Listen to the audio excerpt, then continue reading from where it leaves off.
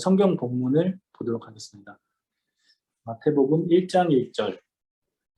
아브라함과 다윗의 자손 예수 그리스도의 계보라. 누가복음 1장 67절에서 79절입니다. 그 부친 사가랴가 성령의 충만함을 받아 예언하여 이르되 찬송하리로다. 주 이스라엘의 하나님이여 그 백성을 부르고사 소명하시며 우리를 위하여 구원의 뿔을 그 종 다윗의 집을 일으키셨으니 이것은 주께서 예로부터 거룩한 선지자의 입으로 말씀하신 바와 같이 우리 원수에게서와 우리를 미워하는 모든 자의 손에서 구원하시느니라. 우리 조상을 긍휼히 여기시며 그 거룩한 언약을 기억하셨으니 곧 우리 조상 아브라함에게 하신 맹세라. 우리가 원수의 손에서 건지심을 받고 종신토록 주의 앞에서 성결과 의로 지킴이 없이 섬기게 하리라 하셨도다. 이 아이여 네가 지극히 높으신 이의 선지자라 일컬음을 받고 주 앞에 앞서가서 그 길을 준비하여 주의 백성에게 그 주의 사함으로 말미암는 구원을 알게 하리니 이는 우리 하나님의 긍휼로 인하여라. 이로써 도는 해가 우리로부터 우리에게 하여 어둠과 죽음의 그늘에 앉은 자에게 비치고 우리 발을 평강의 길로 인도하시리라 하리라. 아멘. 2021년도가 이제 저물어 가고 관악에도 이제 크리스마스인 12월이 왔네요. 12월에 크리스마스를 제가 맞이할 시간을 계속 가고 있으면서 저희가 오늘 크리스마스에 대한 구약의 예언과 신약의 성취라는 토픽으로 함께 우리 크리스마스 얘기 좀 나눌게요. 제 크리스마스 뜻 아십니까? 크리스마스 뜻이 뭐예요? 굉장히 우리 익숙한 좋아하는 단어인데 크리스마스. 크리스는 크라이스트는 알 테고 마스가 뭐예요? 마스. 마스는 미사하다. 사람 대신 메스인데 월십은 됐죠. 월십. 하나님을 예배하다. 그리스도를 예배한다라는 의미를 갖고 있는 크리스마스를 제가 얘기를 알고 있죠. 주님께서 정말 땅에 탄생했을 때 베들레헴에 동방 박사들이 황금과 유황과 몰락을 가지고서 헐리큰 동방에서 와서 그리스도께 예배한 것이 있었고 또 하나는 보게 되면 그 주님께서 이렇게 베들레헴 마을 구육간에 태어나실 때 그 천사들이 그 목양하고 있는 양치고 있는 목동들이 나타나서 한 이야기가 오늘날 다윗의 동네란 굉장히 의미 있는 깊은 얘기를 하는데 다윗의 동네에 구세주가 나셨다 이렇게 말하세요. 메시아 오셨다라는 위대한 선포를 천사들이 목동들에게 하게 되었죠. 그리고 그들은 이제 그 얘기 듣고 이제 그 마을 구육관에 가보니까 뭐 요셉이 있고 마리아가 있고 또 거기에 있는 베이비 예수님을 보고서 그들이 엎드려 경배했던 것을 볼 수가 있습니다. 우리는 예수님의 이야기, 크리스마스 얘기를 들으면서 제가 먼저 생각해 볼 수 있는 것은 정말 이 예수님이 마태복음 1장 1절을 신약을 오프닝하는 그 첫 번째 구절을 보게 되면 아브라함과 다윗의 자손 예수의 세계라 이렇게 말합니다. 그러니까 the son of Abraham and the son of David. 그리고 아브라함과 다윗에게 언약되었고 거룩하게 맹세했던 그 언약 가운데 약속했던 the seed, 그 씨가 바로 예수 그리스도이다. 이렇게 신약은 시작을 해요. 바로 예수 메시아. 그래서 그렇게 오랫동안 예견되었던 메시아가 바로 예수님이 그분이시다. 시작하고 계시록 22장 제일 마지막 성경책에 요한계시록에 22장의 마지막 챕터에 보게 되면 16절에 나는 다윗의 뿌리요 the son 또는 자손이다 이렇게 끝내세요.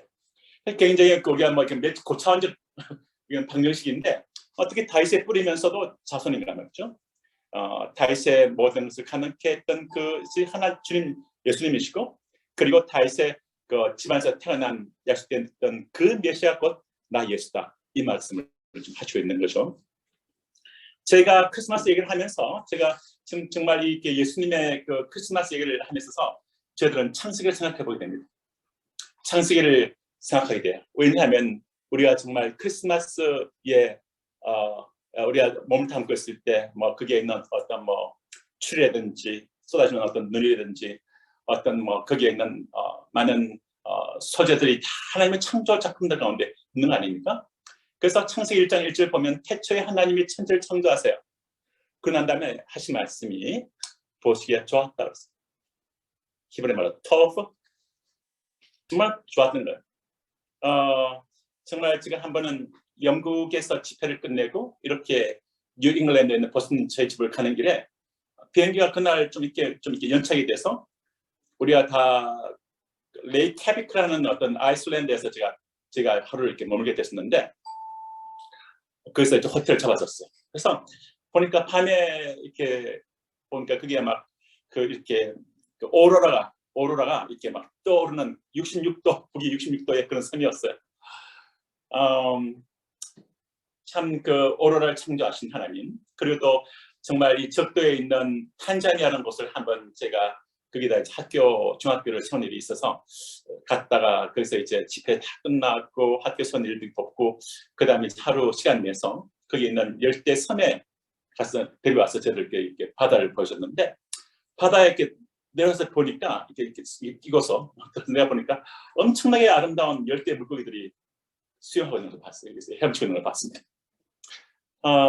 정말 아름다운 물고기들 보면서 하나님 이렇게 구출했구나 그 생각 들었어요. 하나님의 세상을 아주 아름답게 창조했습니다. 그리고 아름답게 창조한 바 된 이 세계를 하나님께서는 이 세계를 사실은 그 다음에 창세기를 이렇게 보면 1장 1절 언제 누가 무엇을 어떻게까지 다 놓습니다. 태초에 하나님이 천지를 창조하신다. 육가원칙 중에 5가지 why 빠져있어요. 제가 대학 다닐 때 우리 그 모임에 지도 교수였던 그 과학자 있는 그 교수님이 예수 믿고 나니까 이게 5가지 보여드려요. 근데 why? 왜? 창세기 1장 27절 가시게 되면 하나님의 형상대로 하나님이 인간을 창조하세요. 하나님의 형상대로 인간을 창조하셨다. 그리고 하나님의 의도를 볼 수가 있죠. 하나님이 같은 형상끼리는 대화가 가능해요. 하나님 대화하기를 기뻐하시고 빼놓으시기를 기뻐하시죠. 하나님과 인간이 친밀하게 교제하는 것 그것이 하나님의 궁극적인 인간을 창조하신 의도세요. 아빠와 아들같이 친밀한 아빠와 아들같이 하나님 아빠와 인간 아들이 자녀들이 함께 친밀하게 교제하는 그 친밀한 교제를 하나님은 원하셨어요. 우리는 창조주 하나님을 아빠로 우리가 모시고 있잖아요. 그리고 이제 정말 이렇게 창조하시고 난 다음에 그 보시기에 매우 좋았다. 인간을 자연 만물 가운데 두시고 그 모든 자연 만물이 인간을 위해서 창조된 거예요.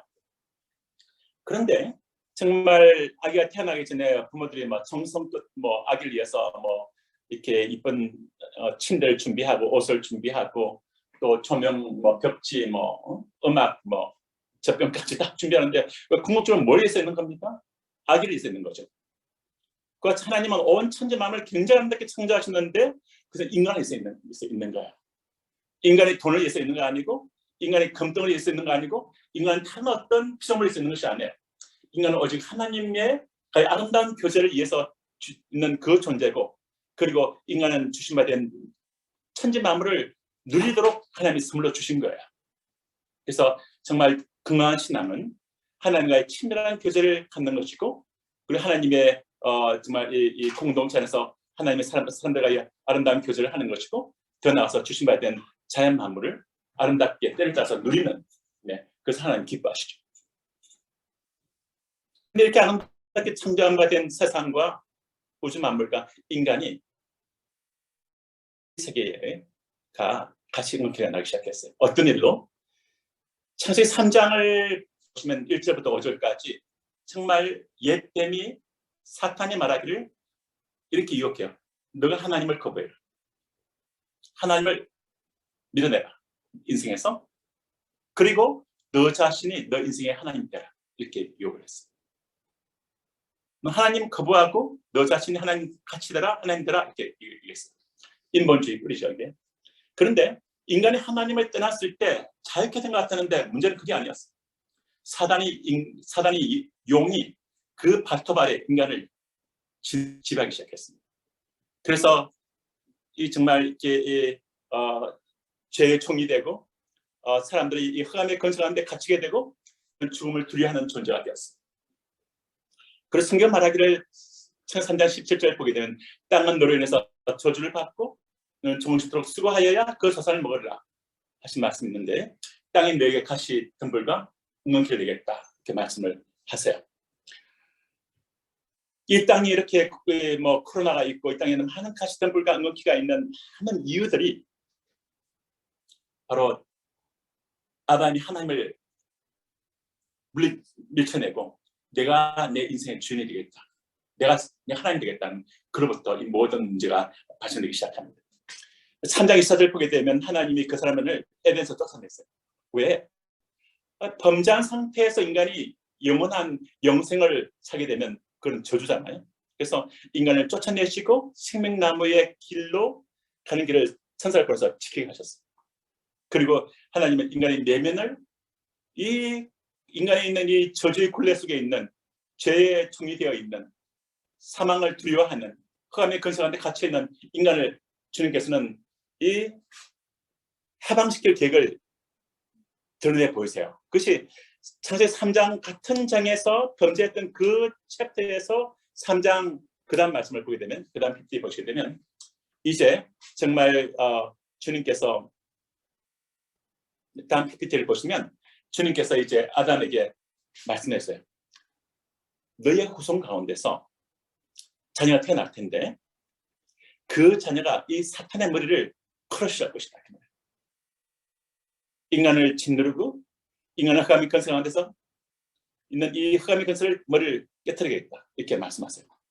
그래서 인간을 해방시키겠다. 그리고 그래서 메시아가 인간의 몸으로 태어나실 것이고 이 메시아가 옛뱀 사탄의 머리를 크러쉬하고 깰 것을 얘기하세요. 이것이 창세기 3장 15절에 나옵니다. 제가 또 원시복음이라고 하죠. 원시복음. 위대한 이 소식을 하나님께서는 약속을 하셨어요. 그 다음에 그래서 이 약속 가운데서 이제 그럼 도대체 이 아담은 어디로 올 것인가? 도대체 이 메시아가 어디서 올 것인가? 인간을 근원적인 이 굴레로부터 해방시킬 수 있는 인간의 근원 속에 있는 어떤 이 원죄로부터 해방시킬 수 있는 그리고 흑암의 근세에서 인간을 해방시킬 수 있는 이 메시아는 어디로 온단 말인가? 사람들은 낙원을 잃어버리고 난 다음에 신낙원을 가운데 살면서 사람들 내면 가장 깊은 곳에서는 영원한 것에 대한 사모함이 있고 그리고 인간의 영혼 깊은 곳에서는 참된 어떤 하나님과의 교제 그리고 있었던 그 참된 평강의 그 세계 낙원을 꿈꾸는 것이 인간 속에 생겼어요. 그래서 인간들은 뭐 철학을 통해서나 또는 어떤 다양한 어떤 그런 종교를 통해서 참된 낙원에 이르고자 하는 것이 있었지만 인간 속에는 근원적인 이 죄의 문제를 해결하지 않고는 인간이 들어갈 수 없는 것을 볼 수가 있어요. 하나님께서 그것을 막고 있죠. 창세기 9장 27절을 보게 되면 그런데 이 메시아가 오리라는 약속이 그 다음 셈의 장막에 셈을 통해서 올 것을 성경 얘기하세요. 너의 아들 셈과 함과 야벳건데서 셈을 통해서 그리고 셈의 어떤 후손인 아브라함을 통해서 올 것을 창세기 12장에서는 하나님이 또 말씀하십니다. 그래서 1절에서 3절 말씀 보면 이렇게 약속하셔서 하나님께서 아브라함의 언약인데 너는 창대할 것이다. 두 번째 복의 근원이 될 것이다. 세 번째 모든 족속이 너를 인해서 복을 얻을 것이다. 이 말은 아브라함에게 주어진 언약이기도 하지만 아브라함의 그 씨로 태어나게 될 메시아이신 예수님에 대한 약속이 돼요. 그분이 창대해지고 온 세계에서 경배를 받게 될 것이고 그 예수님이 복의 근원이 되실 것이고 또 뭐 예수님을 인해서 메시아를 인해서 모든 족속이 복을 얻을 것이다 라는 이 아브라함의 언약이 있는데 이 언약을 좀 더 깊이 들어간 언약이 그 다음에 모리아 산의 언약이야. 그래서 창세기 22장에 가시게 되면 진짜 그 얘기가 뭡니까? 브엘셰바에 있었던 아브라함을 하나님 부르세요. 너 아들 이삭 데리고 모래산에 가라. 내가 지시하는 그 산을 올라갑니다. 올라가는데 정말 아브라함이 이삭 등 위에다 나무를 올려놔요. 독생자 외아들 이삭이 BC 1000년 나무를 지어 모래산에 올라갑니다. 이삭이 묻습니다. 아니 아버지 나무도 있고 불도 있는데 도대체 번제할 어린 양은 어디 있습니까? 하니까 아브라함 하는 말이 하나님이 예배하실 것이다. 이렇게 말해요. 그런 가운데 그 이삭을 바치려 했을 때 하나님께서 정말 그 중심을 보시 딱 막으세요. 그리고 오히려 나무에 걸린 순양을 잡아다가 번제물로 바치게 됩니다. 그 장소가 모리아 언덕이었어요. 그리고 하나님께서 하신 말씀이 이 산에서 여호와 이레라는 말씀하세요. 여호와 이레. 이 산에서 예비 되실 것이다. 이 산, the Lord will provide it on the mountain of the Yahweh. 야훼의 산 위에서 그것이 준비되실 것이다. 그럼 그것이 무엇일까? 라는 이 질문이 우리에게 있겠죠. BC 1000년경에 이 말을 했습니다. 하고 난 다음에 그 다음 16절 보게 되면 너희 독생자를 네가 아끼지 않았다. 이 말을 하고 있는 하나님의 심정이 있어요. 아브라함 독생자 외아들을 아끼지 않고 하나님께 내어드렸던 그 중심을 하나님께서 누구보다도 나의 독생자 외아들 예수를 이 산 위에서 내어줄 하나님의 그 심정이 만나지고 있는 거예요. 우리는 정말 이렇게 주님의 십자가를 볼 때 십자가 달리신 바 된 그 예수님이 계시는데 사실 BC 1000년경에서 BC 2000년 경에서는 아브라함이 이 약속을 받았는데 그것도 2000년 지나서 예수님이 십자가에서 못 박히십니다. 모리아 언덕에서 골고다 언덕에서 모리아 언덕 큰 전체에서 일부가 골고다 언덕이에요. 그것도 2000년이 지난 저희들은 그것을 바라보고 있어요. 아브라함은 이렇게 보고 있고 우리 이렇게 보고 있어요. 그리고 아브라함 독생자 외아들이 나무를 지고 2000년에 올라왔고 그것도 2000년 후에 하나님의 독생자가 나무를 지고 올라갑니다.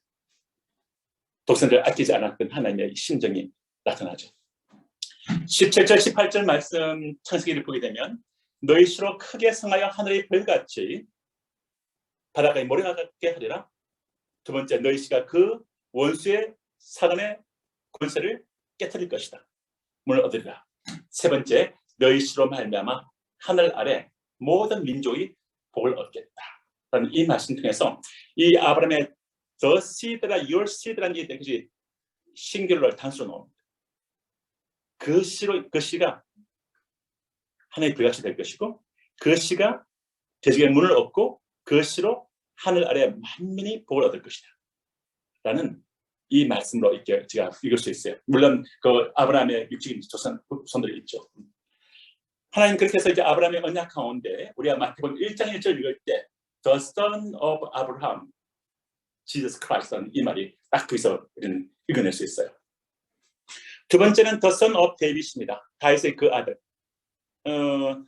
정말 아다시피 데이빗이라는 단어가 다비드인데 이게 히브리어 수적인 가치를 보게 되면 달렛, 알레프가 1, 베이트, 2, 김멜 3, 달렛, 달렛 4 뭐 이렇게 해서 A는 1, B는 2, C는 3, D는 4 뭐 이렇게 컨소넌트의 어떤 그런 뉴메리컬 하는 그런 넘버링이 있어요. 근데 다비드 하게 되면 달렛 4, V, 6, 다 6에서 딱 플러스면 14가 나옵니다. 14.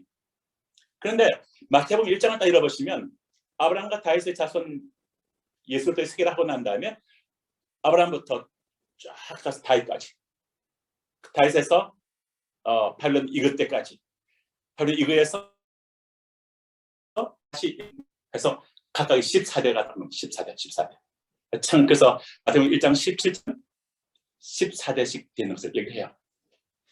하나님은 굉장히 이 데이빗에 대해서 굉장히 사랑하시고 그 마음에 깊이 왜 하나님의 마음을 깊이 기르십니까? 왜 다윗을 통해서 메시아가 태어납니까? 그래서 메시아가 태어납니까? 우리가 봤을 때 다윗이 고백이 있는데 One thing I desire만 내가 마음에 깊이 있게 가장 깊이 내 갈망하시는데 그것은 하나님 당신입니다. 주님 당신을 나는 깊이 갈망하고 사모하고 사랑합니다. 내 인생에서 가장 소중한 분은 당신이십니다. 하나님 깊은 그 내면이 있어요. 이 다윗의 하나님 그 내면을 사랑하셨습니다. 그리고 다윗의 언약을 보게 되면 역대상 17장에 보게 되면 11절부터 14절 사이에 너희 시 그 아들 중 하나를 세워서 그날 경고하게 하겠다. 12절 저는 나를 위해서 집을 건축할 것이다. 나는 그 위를 영원히 경고하게 하겠다. 13절 나는 그 아비가 된다. 그는 내 아들이 된다. 그 내가 영영히 그를 내 집과 내 나라에 세울 텐데 그 위가 영원히 경고할 것이다. 해서 이 말씀이 마치 솔로몬의 삶인 같은데 부분적인 성취가 이안에 있지만 완전한 fully accomplished 되는 것이 예수님을 통해서 되는 것을 볼 수가 있어요. 왜? 나는 그 아비가 되고 그는 내 아들이 되고 나는 영영히 그 아들 그 메시아 예수를 우리가 영원히 경고하게 하겠다. 이런 말씀이 있는 거거든요. 그래서 이것이 그 중요한 다윗의 언약이 되겠습니다. 이 다윗의 언약을 이해했던 사람들이 있었어요. 예레미야, 이사야, 예레미야, 에스겔 계속 나옵니다. 근데 그 중에서 예레미야가 이제 그런 얘기를 해요. 이스라엘이 이제 정말 바벨론에서 멸망당할 수밖에 없는 상황이 됐을 때 마지막 세 왕이 요호야김인지 이게 무슨지 모르겠어요. 김씨 같은 요호야김, 스드기야 세 왕이 있는데 이 세 왕이 마지막 BC 586년경부터 그 앞에는 BC 605년까지 약 한 20년 기간 동안 세 왕이 통치를 했는데 이 세 왕을 어떤 사람은 죽이고 어떤 사람은 세우고 어떤 사람은 뭐 어떻게 했던 그것을 바벨론 왕이 그걸 했는데 굉장히 이스라엘 그 왕들이 우상을 숭배하는 마지막 오를 범했어요. 하나님을 버려버리고 아담같이 했을 때 하나님께서 다른 너희 요야김에 있는 그 인장바지를 떼어서 다른 왕의 손에 주겠다. 그 자손 중 형편에서 다윗을 위에 앉아 이들 다윗을 사람에 없겠다는 이 말씀을 하는데 이 말씀을 하게 되면 하나님은 왜 한 입으로 두 말씀하십니까? 이렇게 될 수가 있어요. 왜냐하면 이 다윗의 언약은 굉장히 중요하거든요. 하나님 다윗을 굉장히 깊이 사랑하셨거든요. 그를 통해서 정말 메시아 올 것을 약속하셨거든요. 근데 예레미야 22장은 놀랍게도 이렇게 끝났지만 23장 5절로 가게 되면 이렇게 말씀하세요. 이 성경이 보신 분들은 같이 읽겠습니다. 보라, 때가 이르리니 내가 다윗에게 한 어려운 가지를 일으킬 것이고 그가 왕이어서 지혜롭게 행사하며 세상에서 공평과 정의를 행할 것이다. 이렇게 나갑니다. PPT 내용이 다 있으니까요. 그래서 다윗에게 한 righteous한 브랜치를 내가 일으키겠다. 다윗의 후손 가운데서 메시아를 일으킬 텐데 때가 이르니 이게 크리스마스 아닙니까? 크리스마스가 되면 주의 탄생의 시간이죠. 그리고 그는 정말 왕이 되고 지혜롭게 행사하고 세상에서 공평과 정의를 행하는 그런 예수님의 모습을 소개하고 있어요. 그리고 그 이름 그분은 우리의 구원을 얻게 하고 평안에 가게 하시는 분이고 그 이름은 여호와 우리의 의라고 이름을 받을 거라고 얘기했습니다. 바로 이 완벽한 하나님의 의신 예수를 우리가 옷 입고 칭의를 받게 되고 어렵다 이름을 받게 되고 우리가 천국 들어갈 수 있는 문이 열리는 것이죠. 예레미야 이렇게 말합니다. 다윗의 언약이 예레미야에서 끝납니까? 에스겔에게 또 이어집니다. 에스겔을 보게 되면 17장에 큰 독수리가 이스라엘 땅을 날아와서 백향목에 있는 연한 가지 끝을 꺾어서 바벨론으로 끌고 가는 것을 나옵니다. 그래서 그 백향목은 다윗의 왕가인데 다윗의 왕가의 제일 위에 있는 가지가 꺾였으니까 왕들이 잡혀간 거예요. 그런데 성격해 되면 다윗의 왕가 끝나는 거야? 하나님 약속은 어디 있어? 또 신실하게 다윗을 지키겠다 했던 그 왕가를 끝까지 하나님 보존하겠다는 그 약속. 그래서 다윗의 왕가를 통해서 메시아를 했던 그 약속은 어디 있는 것인가라고 우리가 증명할 수 있는데 하나님은 나는 신실하게 지키겠다 하시면서 이 17장 그 다음에 말씀을 이렇게 보게 되면 22절 24절 딱 하게 되면 이렇게 말씀하세요. 내가 또 백향목 꼭대기에서 백향목은 다윗의 왕가를 의미합니다. 하나님이 이 다윗을 너무나 사랑하셔서 아름다운 집안을 일으키세요. 그리고 명문 집안을 그 집안을 이끌어 하십니다. 근데 그 백향목 꼭대기에서 높은 가지를 꺾어서 빼어놓고 빼앗는 산에 심을 것이다. 이스라엘 높은 산에 심을 것이다. 그 나무가 정말 가지가 무성해지고 열매를 맺어서 굉장히 아름다운 울창한 백향목을 이룰 것이다. 이렇게 하나님은 말씀하셨어요. 그 인생을 아름다운 백향목 같이 울창한 나무 같이 만들 것이다. 영국에서 한번 제가 집회를 하기 있었는데 목회자들 세미나를 그러니까 나는 팰리스에서 그래서 했는데 거기는 그 오너가 저한테 저 어떤 나무인지 저 나무가 너무 아름답게 보고 있는데 저 나무가 어떤 건지 아니에요. 그래서 무슨 나무입니까? 백향목이래요. 와 높이가요 건물에 한 4, 5층 돼요. 얼마나 나무 울창하고 아름다운지 말이죠. 그런데 성경은 예수님이 이와 같이 울창한 아름다운 백향목을 이루었고 가장 무성하고 열매를 맺어서 수많은 새가 그 아래 깃들게 하겠다는 거예요. 이 말은 뭔가 그러니까 수많은 새는 성에서 수많은 종족을 의미합니다. 수많은 민족이 예수님 안에 깃들게 될 것을 얘기하고 있어요. 곧 메시아로 인해서 온 이스라엘만이 아니라 온 인류 가운데 생명의 복음이 전파되어서 복을 얻게 될 것을 얘기하고 계시죠. 그 다음을 보게 되면 그런 가운데 사실 우리가 보게 되면 우리가 정말 다윗이 했던 그 언약이 에레미야에게 에스겔에게 계속 구약 성경은 그 얘기를 하고 있어요. 때가 차니까 이제 정말 이 다윗의 때가 BC 1000년경이죠. 아브라함 BC 2000년경. 1000년이 지난 시점에 예수님이 탄생하십니다. 탄생에 가까우니까 먼저 가브리엘 천사가 날아와서 요셉에게 말합니다. 그리고 선자가 하신 말씀을 이룰 것이다. 태어나서 이 아들 이름을 예수라 하라. 그 자기 백성을 저희 죄에서 구원할 자이다. 처녀가 잉태하여 아들 낳을 것이다. 그 이름은 임마누엘이라 하리라. 하면서 선자로 하신 말씀을 이룬다는데 이 선자가 누구냐? 이사야에서는 이사야서 7장의 14절 말씀. 보라 처녀가 잉태하여 아들 낳을 것이요 그 이름을 임마누엘이라 하라. 이렇게 말씀하세요. 근데 이 말씀도 또 배경을 조금 이해할 필요가 있습니다. 사실 이 말씀은 금같이 보석같이 박혀 있는데 이 말씀에 배경이 있어요. 어떤 배경입니까? 이사야서 7장에 있는 1, 2절 말씀 보게 되면 남왕국 유다, 유다를 이끌어가는 다윗의 왕가 위기에 처한 거예요. 왜냐하면 북왕국 이스라엘하고 아람이 동맹해서 남왕국 유다를 멸망시키고 다윗의 왕가를 멸망시키려고 했어요. 사람들이 막 마음이 너무나 이렇게 막 살림의 바람이 불면 흔드는 것 같이 사람들 마음이 흔들렸습니다. 그때 하나님께서 이 징조를 딱 말씀하세요. 내가 다윗에게 한바된 나의 언약을 거룩한 맹세를 끝까지 지키겠다 하면서 다윗의 왕가를 끝까지 내가 보존하겠다. 그리고 이 다윗의 왕가를 통해서 마침내 메시아가 오게 할 것이다 하면서 이사야 7장 14절 말씀을 하나님께서 주신 거예요. 징조로. 처녀 마리아에게 주님께서 이렇게 말씀하시죠. 가브리엘 천사가 누가복음 1장 26절 38절 보게 되면 태어날 그 아들 예수를 하라. 그 예수는 어떤 분인가? 큰 자가 됩니다. 두 번째는 지극히 높으신 이의 아들이라 그럴 것이다.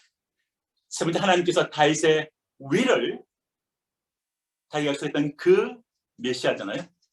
그 메시아 그 위를 바로 예수에게 주실 것이다. 이렇게 말했어요.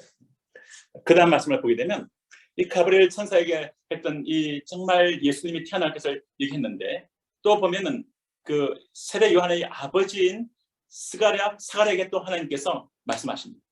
스가랴가 성령 충만해졌어요. 충만한 가운데 그 연이 막 쏟아져 나옵니다.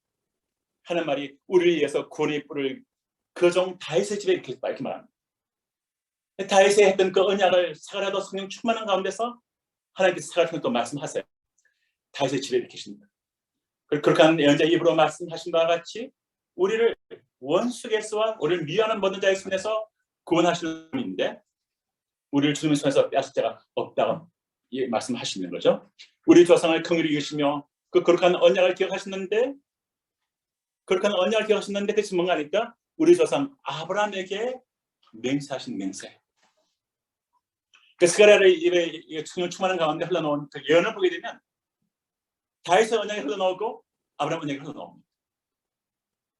정말 그 아브라함에게 말씀하시고 또 다윗을 통해서 말씀하셨던 그 언약을 스가랴가 또 이렇게 성령 충만하게 얘기를 하고 있어요. 그런 가운데 정말 이 예수님께서 돕는 해가 유로부터 우리에게 임하여서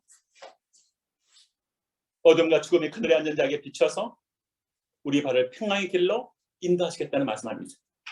주는 돋는 해같이 위로부터 우리에게 임하십니다. 구원은 위로부터 내려옵니다. 인간의 스스로를 구원할 수 없지만 하나님이 위로부터 우리에게 구원의 은총을 주셨습니다. 예수님이 위로부터 오셨고 휘장이 위로부터 갈라졌고 하나님과 나갈 수 있는 길이 열렸습니다. 이와 같이 위로부터 돋는 해가 위로부터 빛을 비춰서 우리에게 있는 어둠을 물리치는 것 같이 말라기 4장 2절 말씀도 보면 어려운 해가 떠올라서 병든 자에게 출현 강선을 바라고 갇혀있던 그를 송아지 같이 뛰게 하겠다는 약속의 말씀이 있어요. 그리고 어둠과 죽음의 그늘에 앉은 자에게 비춰서 그를 평안의 길로 인도하겠다는 약속이 있죠. 그리고 이 사가랴 이 가브리엘 천사와 사가랴 이 예언을 통해서 예수님이 탄생을 하십니다. 어디에 탄생하십니까? 네, 누가복음 2장 8절 12절 가시면 오늘날 다윗의 동네 베들레헴에 거주하셨다라고 천사들이 얘기를 합니다. 베들레헴은 다윗의 동네죠. 그리고 그다음 사실 그 다음에 PPT를 보게 되면 정말 베들레헴에 태어나신 이 예수님이 정말 예수님 태어날 때가 되니까 요셉과 다윗의 집 족속인으로 호적에 친학 호적하라고 명을 내니까 자기 고향 가게 돼요. 그럴 때 베들레헴으로 유다를 향해서 베들레헴으로 요셉이 마리아를 데리고 갑니다. 왜? 마리아나 요셉이 다 마태복음 1장을 보게 되면 쭉 계보가 아브라함부터 다윗의 집안에서 요셉이 태어나고 그리고 이것을 볼 수 있어요. 그 밑에 이제 예수님도 그렇게 연결되어 있죠. 마리아에서 예수님 태어나셨다. 그렇게 있어요. 마태복음 2장 1-6절 보게 되면 헤로드 왕 때에 정말 동방박사들이 왔죠. 예루살렘에 도착을 했습니다. 사람들이 그리고 메시아가 왔다고 얘기합니다. 소동이 났죠. 그랬더니 도대체 헤로드 왕이 어디에서 메시아 태어났냐 질문해요. 그러니까 그 당시에 대제사장과 서기관들이 헤로드 왕에게 이렇게 말합니다. 베들레헴에서 태어납니다. 선지자가 말했습니다. 하면서 선지자 말씀을 인용해요. 그 다음 PPT를 보시면은 여기에 보면은 이제 미가서 5장 2절의 말씀을 볼 수가 있어요. 베들레헴 에브라다야 너는 유다 족속 중에 작을지라도 이스라엘 다스릴 자가 너에게서 나기로 놓을 것이고 그의 이까지 신약에서 딱 인용됐는데 구약에서는 그 뒤에 말씀이 있어요. 그의 근본은 상고의 태조. 그래서 예수님의 이렇게 신분이 인간에서 태어난 존재지만 그의 근본이 영원이다. 신적인 존재를 알 수 있어요. 그리고 5장 4절 보면 그분이 하나님의 능력과 하나님의 이름의 위엄을 의지하고 서서 그 때를 정말로 잘 먹이시고 그리고 그가 정의롭게 행하실 것이고 그가 창대해서 땅끝까지 주님이 전파될 것을 얘기하세요. 그 다음 PPT를 보시게 되면 이렇게 예수님의 탄생한 이것을 가지고 사도행전 가시면 베드로와 바울이 등장합니다. 여기까지 하면 제가 끝내면 될 것 같아요. 근데 베드로가 오순절날 설교합니다. 성령 충만을 받았던 베드로가 사도행전 2장 25절 28절에서 이렇게 말합니다. 다윗이 저를 가리켜 가로되 내가 항상 내 앞에 계신 줄을 배웠으니 나를 요동치 않게 하기 위하여 그가 내 우편에 계시도다.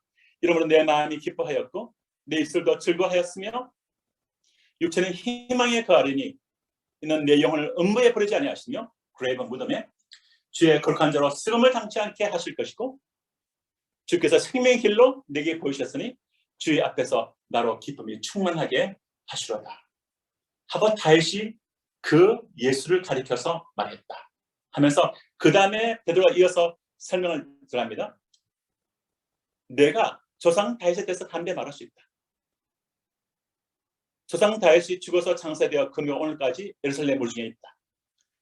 근데 다윗은 프로페트였기 선지자였기 때문에 였고 하나님이 이미 다윗에게 맹세하사 다윗의 자손 중에서 한 사람을 그 다윗의 후손 중에서 왕이 앉게 하려 하심을 알고 곧 메시아로 오게 하는 것을 알고 다윗이 미리 보았다.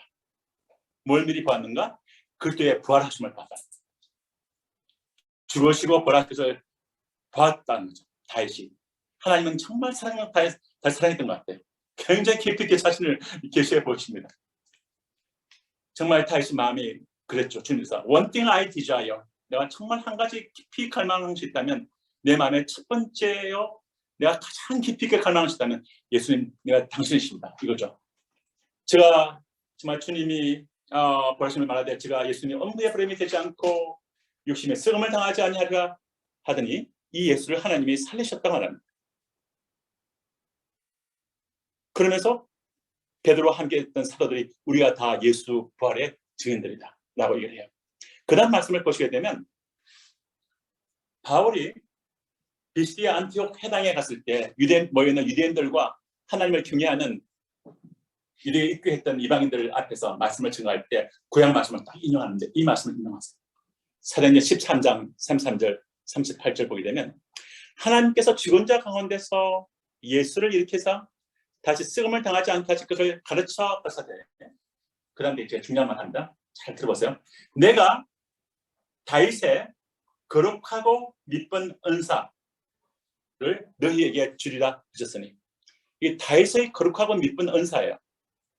다윗에게 하나님 맹세했던 거룩한 약속, 거룩한 언약, 거룩한 맹세가 있는데 다윗에게 주려 했던 것, 거룩하고 미쁜 은사, Holy and sure blessings인데 거룩하고 확실한 축복인데 이게 뭘까요? 너희에게 주리라 하면서 그 다음 바울은 근데 거룩하고 확실한 은사가 뭘까요? 이걸 사람들이 이게 무슨 사람들이 질문하면 돼요. 무슨 탤런트입니까? 무슨 기프트입니까? 이걸 많이 해요 사람들이. 근데 성경을 자세히 보시면 이 다윗에게 약속했던 거룩하고 미쁜 은사 Holy and sure blessings를 너희에게 줄 텐데 하면서 그 다음 쭉 보게 되면 형제들아 너희가 알 것은 이 사람이 힘입어 제3을 너희에게 전하는 이것이다 라고 얘기해요. 하면서 근데 다윗에게 약속했던 거룩한 언약 맹세인 거룩하고 확실한 이 축복이 뭔가 하면 이사야서 55장 말씀을 사실 인용했어요. 바울이 55장 3절 4절 이사야가 이렇게 말했죠. 네가 나와 누구든 목마르던 네가 나와서 마시라. 그 말을 했는데 그 말을 신약에서 주님 하신 말씀이거든요. 그 말씀을 예수님이 이미 하시게 될 그 말씀을 이사야가 얘기하면서 내게 나와 들으라 너희 영혼이 살리라 내가 너희에게 영원한 언약을 세우리니 그 다음 말이 따라 하실래요? 다윗에게 허락한 확실한 은혜니라. 예. 하나님이 영원한 언약을 세웠는데 곧 다윗에게 허락한 확실한 은혜입니다. 이 확실한 은혜가 뭡니까? 이 말을 사도 바울이 비시디아 안티옥 회당에서 설교할 때 다윗에게 주려 했던 거룩하고 확실한 축복을 이렇게 말하거든요. 이게 지금 같은 말이거든요. 그럼 이게 뭘까? 다윗에게 허락한 확실한 은혜? 이게 뭐 왕위인가? 아니면 뭐 큰 재산인가? 뭐 어떤 큰 명예인가? 그런데 주님은 그 허락한 확실한 은혜를 얘기하면서 내가 그를 확실한 은혜를 그로 딱 봤습니다. 그가 누굽니까? 그를 만민의 인도자와 명령자로 삼았습니다. 그가 누굽니까? 예수님이시죠. 그래서 다윗에게 허락한 확실한 은혜는 메시아 예수를 주시겠다. 이렇게 얘기했어요. 그래서 정말 우리가 보게 되면 여기까지 오늘 설교를 하겠습니다. 그래서 우리가 예수님이 오신 바 된 그 통을 보면 아브라함, 다윗, 마리아 예수님 오세요. 근데 아브라함과 다윗과 마리아의 한결같은 공통점이 뭔가 하면 정말 예수님을 자기 목숨같이 사랑하세요. 하나님. 아브라함도 하나님을 자기 목숨같이 사랑했고 자기 가장 귀한 아들 얼마나 귀합니까? 보다 하나님. 근데 하나님을 첫 번째 하는 것을 볼 수가 있고 가장 귀한 것을 하나님으로 그리고 그 안에서 자기가 주신 소중한 것을 네, 그렇게 하는 걸 볼 수 있고, 다윗도 보면 one thing I desire, 내가 가장 깊이 갈망하는 것이 있는데 하나님 당신이십니다. 그리고 마리아도 사실 천년 마리아가 아기를 낳는다 하면서 돌마다 죽으래 그 당시에 보기 때문에. 그런데 내가 목숨을 바쳐서라도 예수님 고뇌 땅에 오게끔 하겠습니다. 내 목숨 바치, 내 생을 바치겠습니다. 그거였거든요. 그리고 사실 부활절 아침에 새벽 오려 미명에 제 아들이 예수를 따라갔던 사람들이 예수를 따라갔다는 것이 들리면 다들 처형당할 형편이었어요. 그러니까 베드로가 예수님 부인해버렸어요. 자기 죽을 것 같으니까. 3번 부인하고 제 아들 다 문고로 잠고 숨어버렸어요. 성경 보면. 근데 새벽 5일 부활 이게 샤밧이 끝난 이게 안식일이 끝나니까 이제 그 가시는 시간이 문이 열렸잖아요.